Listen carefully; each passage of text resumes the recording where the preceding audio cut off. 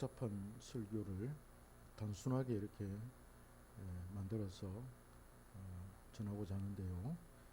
한번 잘 들어보시기를 바랍니다. 우리를 대항해서 싸우시는 동시에 또 우리를 위해서 싸우시는 하나님이라는 제목의 말씀입니다. 성경을 읽어보면 이중적인 내용을 발견을 합니다. 하나님께서 누구는 선택하시고 누구는 관가하셨다 또는 버리셨다는 그런 표현이 나옵니다. 하나님께서 어떤 민족은 선택하셨지만은 어떤 다른 민족은 선택하지 않았다. 선택과 유기가 나옵니다. 여기서 우리는 예정설을 이야기할 때 이중 예정설이다. 이중이라는 말을 사용을 합니다. 선택된 민족이라 하더라도 그 민족 모두가 구원을 받은 것이 아니기 때문에 여기에 일반적인 선택이 있고 특별한 선택이 있습니다.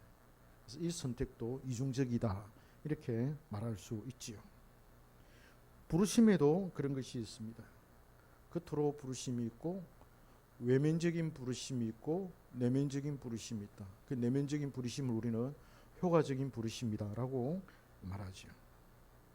하나님께서 누구는 부르시지만 또 누구는 부르지 않았다 이렇게 말하고 있습니다. 양이 있고 염소가 있고 양과 염소가 구별이 되죠. 천국이 있으면 지옥이 있고 우리는 성경을 통해서 이런 하나님의 이중적인 방법을 접하게 됩니다.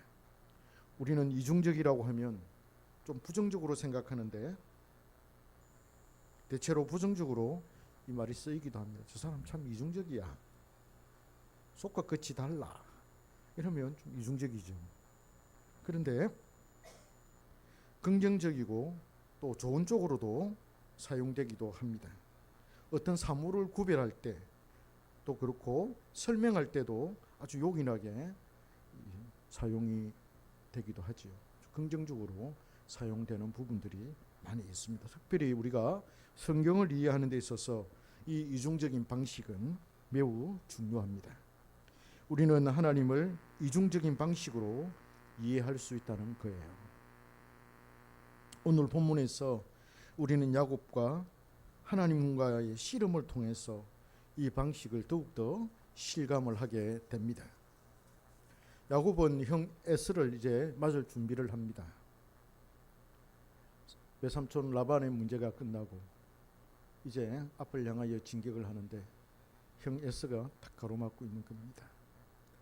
야곱은 형 에스의 성격을 너무나도 잘 알고 있습니다. 잔악하고 또 힘이 있고 아주 불같은 그런 성격을 가지고 있다는 것을 잘 알고 있습니다. 20년 전에 자신을 죽이려고 했던 형 에스였습니다.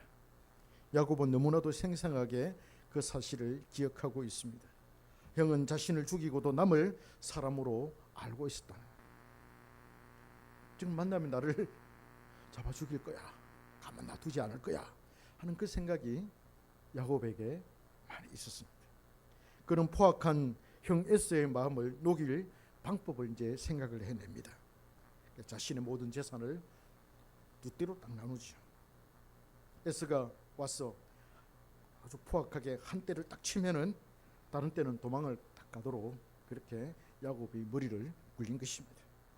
그리고는 자신의 아이들과 또 아내와 요종들과 함께 야복 나루를 건너가게 됩니다. 그들을 강 맞은편 멀리 떨어진 곳으로 쭉 가게 하고 좀 더 안전한 곳으로 피신을 시키고 자신은 강 기슭에 그 나루 기슭에 옆에 눌러 앉았습니다. 에스가 공격해 오면 자신만 피신하기 위함이다 이렇게 주장하는 사람도 있는데 이거는 저는 틀렸다고 생각합니다. 야곱이 조금 좀 이기적인 사람이라서 에스가 오면 자기 혼자 살려고 도망 딱 치려고 따로 떨어져 있었다 이렇게 생각하는 사람도 있는데 그거는 조금 틀린 생각이다 이렇게 말할 수 있습니다. 그는 예전에 만났던 그 하나님을 떠올리면서 하나님을 만나서 이 문제를 해결하고자 하였습니다. 이 문제를 해결할 수 있는 분은 오직 하나님밖에 없다는 것을 너무나도 잘 알고 있었습니다. 형 에스의 마음을 녹일 수 있는 분도 오직 하나님 한 분이라는 사실을 그는 깊이 인식하고 있었습니다. 그러나 하나님을 깊이 만난 사람이었고 위기 때마다 어려울 때마다 하나님의 임재를 경험했고 하나님으로부터 직접 자신의 소명이 무엇인지를 알게 되었고 하나님께서 부여하신 그 약속을 그는 깊이 이해하고 있었습니다. 자기가 왜 살아가는지, 왜 존재하는지, 존재의 이유를 하나님을 통해서 그는 분명히 알고 있었습니다. 그래서 그는 야복강 기슭에 홀로 남았습니다. 마침 밤이 되었습니다. 밤에 한 남자가 나타났습니다. 어서는 어둠이 깔린 그곳에 한 남자가 나타났는데 그 형체가 야사롭지가 않았습니다. 모세는 그분을 처음에는 하나님이라고 했다가 나중에 야곱을 통해서 그는 하나님이라고 해석을 합니다.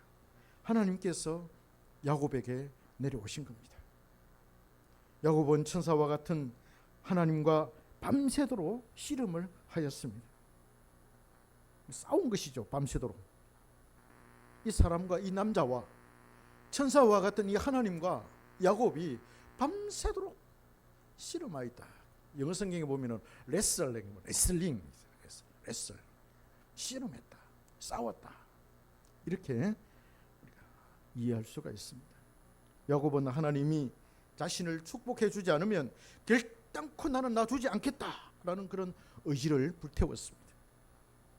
천사는 자신이 야곱을 이길 수 없다고 생각해서 야곱의 한도뼈를 탁 쳐서 절개하고는 결국에는 축복을 해줍니다. 날이 밝아오자 천사는 하나님은 떠났지요. 이 일로 천사는 야곱 대신에 이스라엘이라는 이름을 야곱에게 지어주었습니다. 네가 하나님과 싸워서 기루어서 싸워서 이겼고 사람들과도 싸워서 네가 이겼다 하는 뜻으로 이스라엘 이름을 지어주었습니다. 이스라엘이라고 하는 그 이름이 참 무서워요. 지금 한번 보십시오. 누가 딱 이스라엘 건드리면 이스라엘이 막 가만 놔두지 않습니다. 이스라엘의 그 모사드 한번 보십시오.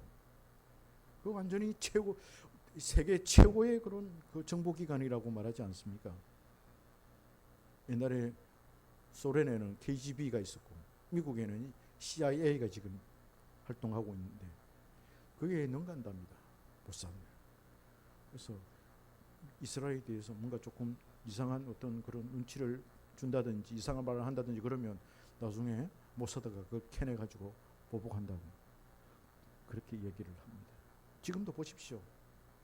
헤즈볼라 이런 단체들이 이스라엘을 괴롭히니까 막 그대로 공격하지 않습니까? 무서워요. 이스라엘이 하나님과 겨루어서 싸워서 이긴 그런 민족인데 오죽하겠습니까?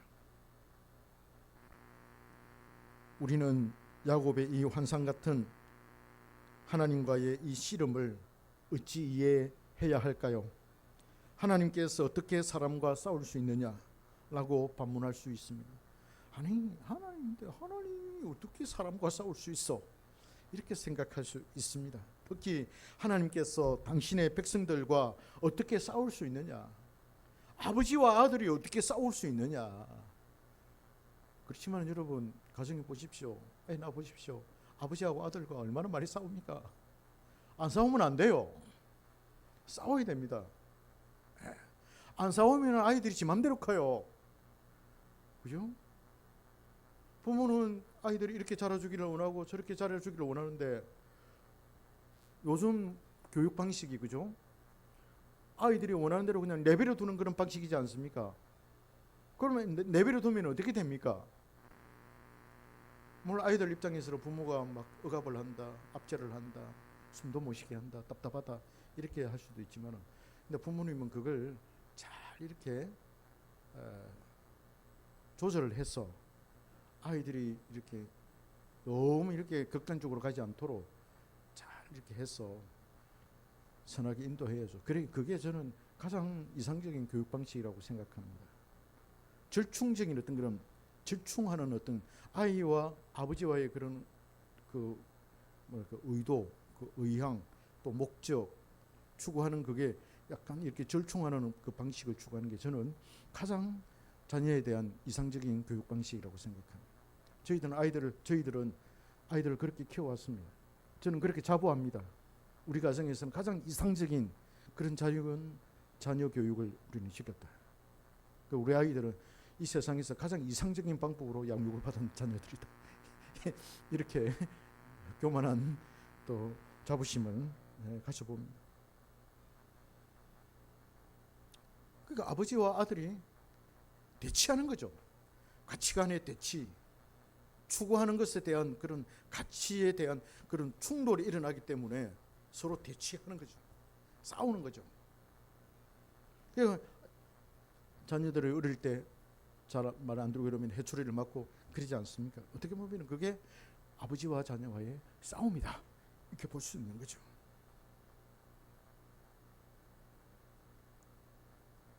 그래서 하나님은 어떻게 보면 당신의 백성들과 싸울 수 있는 분이다. 우리 그걸 인식을 딱 해야 됩니다. 그러나 하나님은 당신의 백성들을 시험하시는 분이죠. 성경에는 그렇게 많이 나오지 않습니까? 하나님은 우리의 마음을 통찰하신다, 살피신다, 우리의 마음을 살피신다, 우리를 통찰하신다, 우리를 시험하신다, 테스트하신다. 하나님이 이런 어떤 그런 어려움들을 딱 겪게 하고 난 다음에 어떻게 하나, 어떤 마음의 태도를 가지느냐, 하나님은 그걸 살피시고 보신다니, 우리 마음의 태도가 어떻는지를 하나님은 알고자 하신다는 거예요. 이게 됩니까? 그 마음을 하나님은 통찰하시는 분이십니다. 우리의 행위가 어떤 의도와 어떤 목적에서 나왔는지를 하나님은 알기를 원하십니다. 내가 막 열심히 하는데 그 열심이 어디에서 나왔는지, 자기 욕망에서 나왔는지, 자기 이름을 높이기 위해서 나왔는지, 자기 명예를 높이기 위해서 나왔는지, 아니면 하나님을 순수하게 하나님을 위해서 나왔는지, 하나님 그것을 알고 싶어 하시는 것입니다. 선한 목적과 이유에서 나온 행위와 열매인지, 아니면은 자신의 이익과 욕망과 자기 자신만을 위한 그런 행위의 열매인지를 하나님은 알기 위해서 시험하십니다. 어렵고 힘든 시험 가운데서도 어떤 마음의 태도와 자세를 견제해야 하는지를 위해서 하나님은 물끄러미 지켜보고 계시죠. 하나님은 이것을 위해서 당신의 백성들을 날마다 괴롭히기도 하십니다. 괴롭히기도 하십니다. 시편에 그렇게 나와요. 제가 하는 말이 아니라 시편에 하나님이 날마다 우리를 괴롭히시나이다. 이때 우리는 하나님과 싸움을 시작하는 거예요. 하나님과 씨름하는 것이죠. 그 싸움의 대상은 하나님이십니다.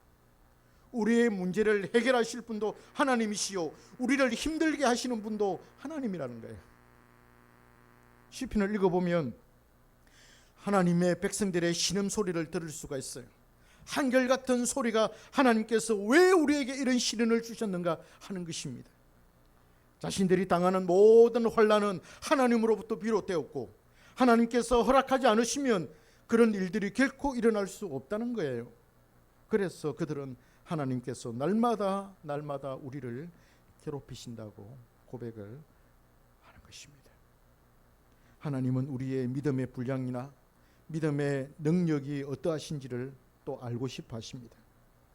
믿음이 얼마나 자랐는지, 얼마나 컸는지, 우리가 지닌 그 믿음으로 어떤 일을 행할 수 있는지를 하나님은 알고 싶어 하십니다. 그래서 하나님은 우리를 시험하십니다. 그래야 하나님은 우리를 연단이라고 하는 이 시험을 행하시는 것이지요. 그럴 때 우리는 정말이지 하나님께서 나를 떠나신 것 같고 내가 하나님으로부터 버림을 받았다, 이런 느낌을 갖게 되는 거죠. 괴로우니까, 힘드니까 하나님, 내가 아무리 하나님께 불러도 하나님 대답하지 않으시고 등을 딱 돌리시고 응답하지 않으시고 멀리 있는 것 같고 하나님 나를 버리신 것 같고, 그러니 얼마나 답답하겠습니까? 아주 비참한 상황이 떨어져서 세상의 밑바닥에서 허우적거릴 때 하나님을 향한 분노가 막 솟구쳐 오르게 되지요. 이때 우리는 하나님을 어떻게 합니까? 사랑의 하나님이 아니라 하나님은 나의 대적자다, 이렇게 생각하는 거죠.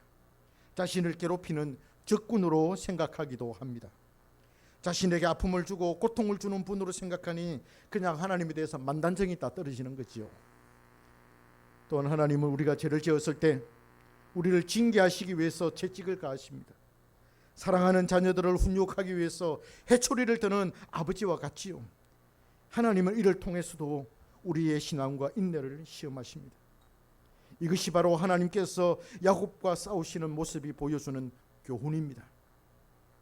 하나님과 야곱이 야복강가에서 싸우는 이 싸움은 모든 그리스도인이 날마다 이런 투쟁의 삶을 살아야 한다는 거예요. 예외가 없습니다.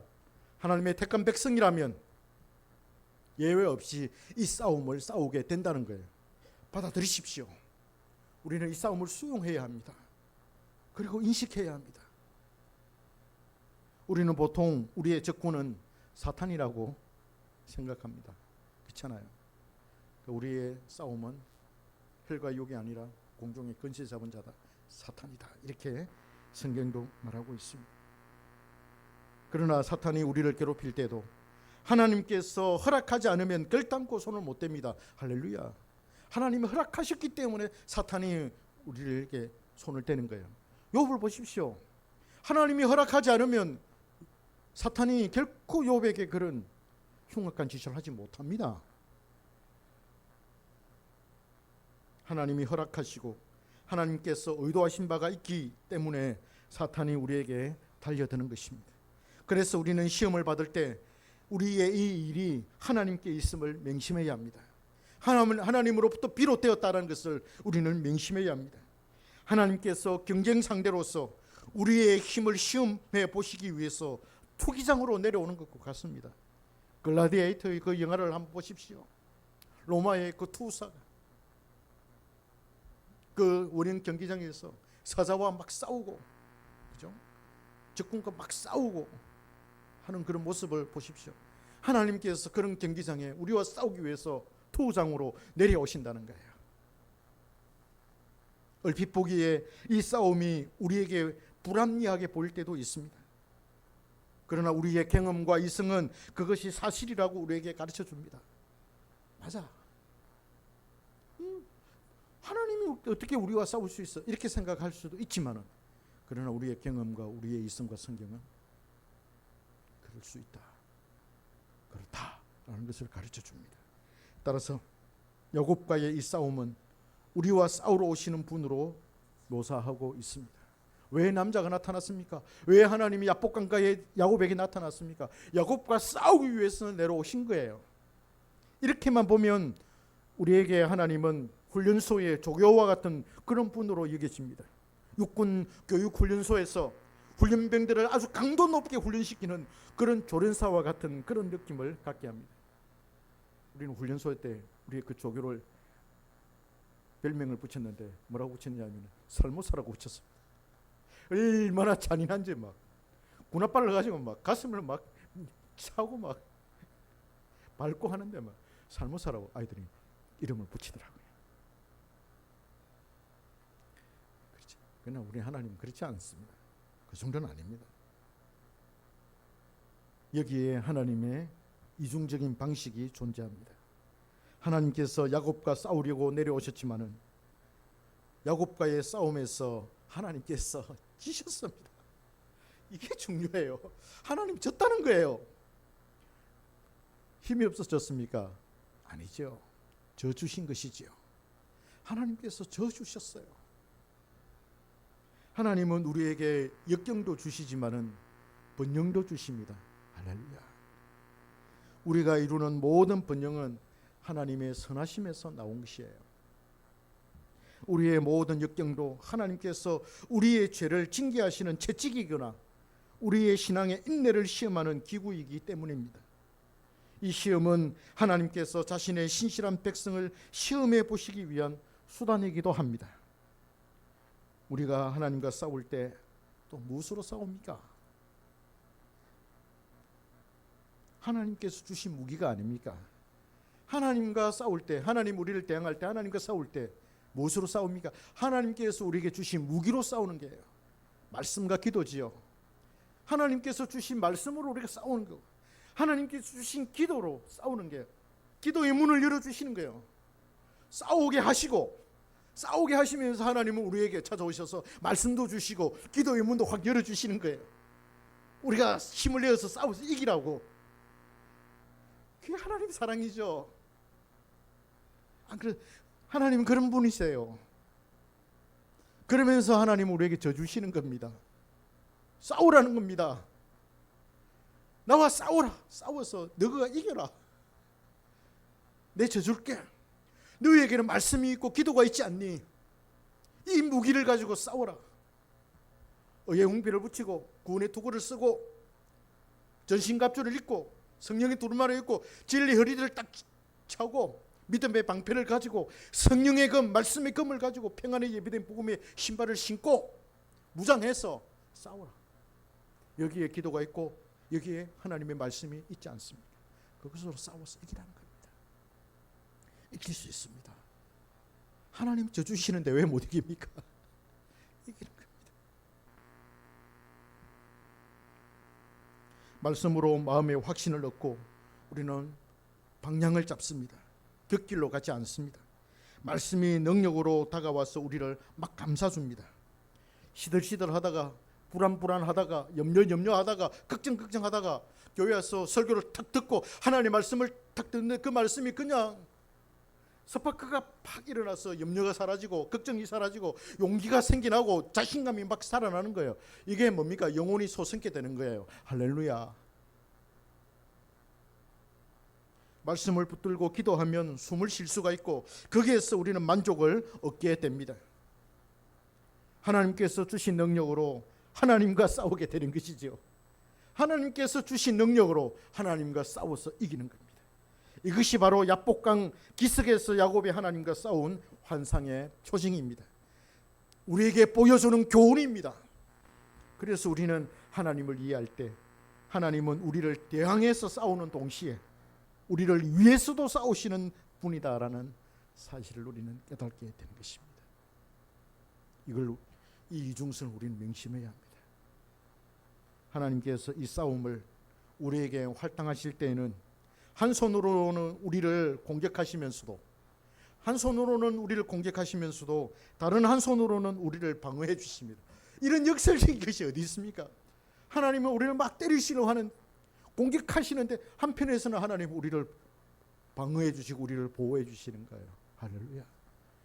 우리가 섬기는 하나님, 우리가 사랑하는 하나님, 우리가 공경하는 하나님은 바로 이런 분이십니다. 하나님은 우리를 대적하실 때 사용하시는 힘보다 더 많은 저항력을 우리에게 공급하시므로 우리는 하나님께서 그의 왼손으로 우리를 대항해서 싸우시고 오른손으로는 우리를 위해서 싸우신다고 말할 수가 있습니다. 한 손으로는 하나님께서 우리를 저항하실 때는 적은 힘으로, 그죠? 왼손으로 적은 힘으로 우리를 공격하시지만, 그러나 오른손으로는 더 큰 힘으로, 더 큰 능력으로 우리를 감싸주시고 우리를 보호해 주시고 우리가 그 싸움에서 이기도록 하신다는 거예요. 할렐루야. 명심하시기를 바랍니다. 하나님은 가볍게 우리를 대적하시는 반면에 아주 강한 무적의 힘으로 우리에게 공급하십니다. 할렐루야. 아주 가볍게 우리를 공격하시지만은 아주 무적의 힘으로, 아주 강력한 힘으로 우리를 보호하시고 그 힘을 우리에게 공급하시는 것입니다. 우리는 그 힘으로 그 싸움에서 승리하게 되지요. 할렐루야. 오래전 네덜란드의 화가이자 또 그리스도인이었던 렘브란트, 아시죠? 렘브란트라는 분이 계십니다. 이분이 그림이 굉장히 유명해요. 네덜란드 하면은 누가 유명합니까? 방고호가 유명한데 방고호 못지않은 화가가 있습니다. 그분이 렘브란트입니다. 렘브란트의 그 그림이 굉장히 그 전 유럽을 휩쓸은 적이 있었습니다. 그분의 그 그림 중에 아주 유명한 그림이 하나 있는데, 탕자의 귀향이라, 돌아온 탕자 있잖아요. 누가복음 그 15장에서 그 돌아온 탕자와 아버지가 이렇게 을사앉는 그 장면들 그림으로 그린 그 그림이 굉장히 유명해요. 아주 그 유럽에서도 인기가 있었고, 지금 우리 한국에도 그 그림이 많이 소개되어졌고, 책 표지에도 보면 이게 돌아온 탕자 이래 해서 그 그림이 막 나오고 있습니다. 근데 그 그림에서 이 렘브란트가 강조하는 부분이 딱 눈에 떠요. 딱 띄어요. 그게 뭐냐면, 아들하고 아버지하고 이렇게 감싸 안았지 않습니까? 감싸 안았는데 렘브란트가 어디에 초점을 두냐면은 그 아들을 감싸는 아버지의 그 손, 두 손에 강조를 해요. 손을. 근데 그 아버지의 그 손이, 한 손은 아주 거칠고 크고 강하고, 한 손은 아주 가늘프고 아주 부드러운 그런 손이에요. 그러니까 두 손이, 아버지의 두 손이 있는데, 한 손은, 우리도 오른손하고 왼손은 좀 다르잖아요. 그처럼 한 손은 거칠고 투박하고 강하고, 한 손은 자유롭고 부드럽고 또 사랑스러운 그런 손으로 이렇게 그린 거예요. 뭘 이야기하느냐 하면, 하나님의 이중성이, 하나님의 한편에서는 아주 강하고 투박하고 아주 의미롭시고 무서운 분으로 이렇게 느껴진다면, 한편에서는 하나님은 사랑스럽고 자비롭고 은혜로운 그런 부드러우신 분으로 하나님은 우리에게 다가온다는 거예요. 렘브란트가 그걸 딱 캐치해가지고 그림을 그렸는데, 아주 그 그림이 저는 성경적이라고 생각합니다. 하나님의 그 성품의 그 이중적인 그런 성품을 우리에게 보여준다, 이렇게 생각하고 있습니다. 오늘 우리는 야곱의 싸움에서 이것을 발견할 수가 있습니다. 어떤 이는 사랑의 하나님만 강조합니다. 어떤 사람은 무섭고 두려운 하나님만 강조합니다.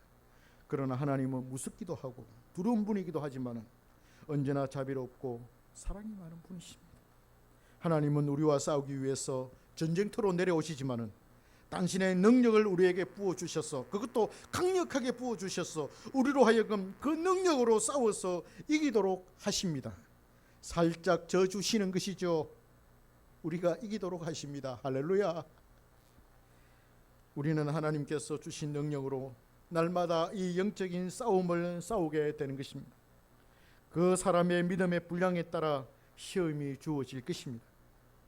그래서 우리는 잘 싸우셔서 날마다 승리를 해야만 되는 거예요. 승리는 이미 우리의 것입니다. 이기는 싸움을 싸우는 거예요. 져주시는데 왜 못 이겨요? 그렇잖아요. 져주시는데 아버지하고 아들이 팔씨름을 하는데, 아들의 길을 살리기 위해서 아버지가 힘이 없다 하면서 져주는 거하고 똑같은 거 아니겠어요?